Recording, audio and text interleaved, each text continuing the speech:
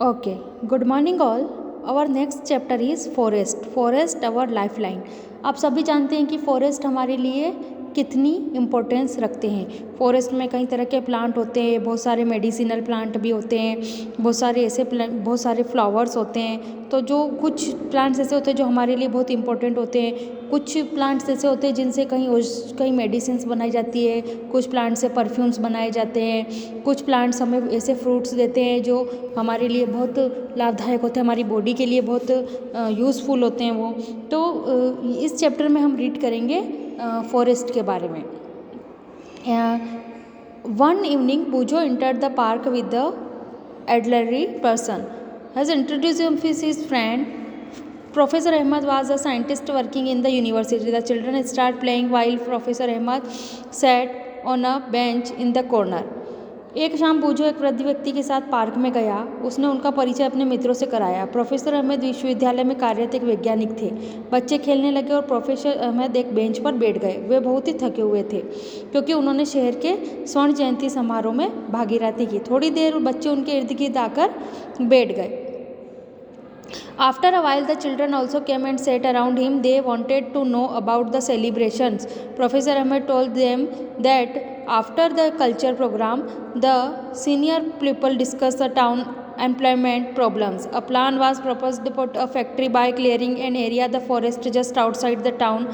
That would give the increasing population of the town a chance to get jobs. The children were very surprised when Professor Ahmed told them that many people had objected this area. Professor Ahmed ने उन्हें बताया कि सांस्कृतिक कार्यक्रम के पश्चात वरिष्ठ नागरिकों ने शहर के बेरोजगारी की समस्या पर चर्चा की थी। शहर के ठीक बाहर स्थित वन्य क्षेत्र की सफाई करके एक कारखाना स्थापित करने की योजना प्रस्तुत की गई। इससे शहर की बढ़ती जनसंख्या को नौकरी पाने का एक मौका मिलेगा। बच्चों को बहुत आश्चर्य हुआ। उन्होंने प्रोफेसर अहमद को बताया कि अनेक लोगों ने इस प्रस्ताव का विरोध किया है क्योंकि वहाँ पर क्या हो रहा था, एक कारखाना लगने वाला था। प्रस्ताव के विरोध का कारण बताते हुए प्रोफेसर अहमद ने समझाया कि हरे भरे भवन हमारे लिए उतने महत्वपूर्ण है जितने हमारे लिए फेफड़े, इसलिए इन्हें फेफड़े भी कहा जाता है, हरे फेफड़े कहा जाता है। प्लांट को हम हरे फेफड़े इसलिए कहते हैं क्योंकि ये हमारे लिए बहुत ही यूज़फुल है। उनकी बातें सुनकर बच्चे भ्रमित हो गए। प्रोफेसर अहमद समझ गए कि बच्चों ने वन नहीं देखा है। बच्चे वन के बारे में अधिक जानना चाहते थे। उन्होंने प्रोफेसर अहमद के साथ वन में जाने का निश्चय किया। अब प्रोफेसर अहमद जो है वो वन में जाने के लिए बच्चों के साथ रेडी हुए। अब नेक्स्ट है विजिट टू अ फॉरेस्ट। बच्चों को समझाने के लिए उन्होंने फॉरेस्ट का विजिट किया। One Sunday morning the children picked a few things like a knife, a hand lens, a sticks, a notebooks and walked together through a forest trails near a village. On their way, they met Tibu, a young boy of age group of nearby village, who was talking cattle for grazing along with his aunt. He was very agile, running here or there to keep the herd together. When he saw the children, Tibus also started walking with them.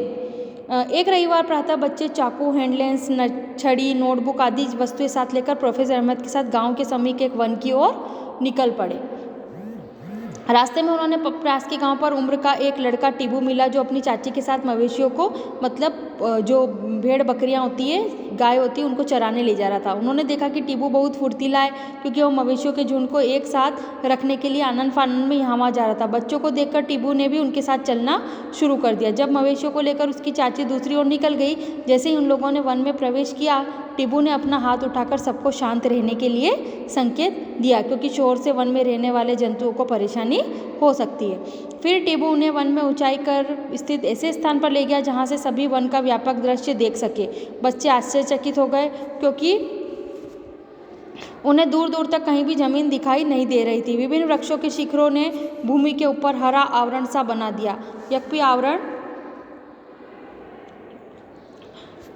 मतलब वहाँ पर चारों तरफ जैसे हरा ही हरा दिखाई दे रहा था, जैसा कि जो डायग्राम है 17.1 वन का दृश्य उसमें आपको सीन हो रहा है लाइक दिस।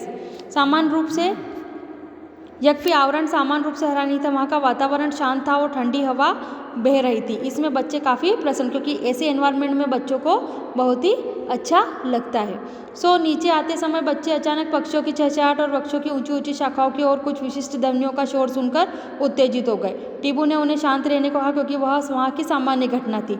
बच्चों की उपस्थिति के कारण कुछ बंदर जो वृक्ष पर बैठे थे ऊंची शाखाओं पर चढ़ गए, क्योंकि एनिमल्स कहीं ना कहीं ह्यूमन बींग से फियर होते हैं, उनको कहीं ना कहीं थोड़ा डर लगता है। सो जंतु अक्सर अन्य जंतुओं को सचेत करने के लिए विशिष्ट प्रकार की ध्वनि करके चेतावनी देते हैं। टीबू ने यह भी बताया कि सुअर, बाइसन, गीदड़ से ही हाथी जैसे जंतु वन के अधिक सघन क्षेत्रों में रहते हैं। प्रोफेसर अहमद ने बच्चों को सावधान किया, उन्हें वन में अधिक सघन क्षेत्रों में नहीं जाना चाहिए, मतलब वहाँ का जो घना जंगल है उसमें उन्हें इंटर नहीं करना चाहिए। बूझो और पहेली को याद आया कि उन्होंने बूझो और पहेली को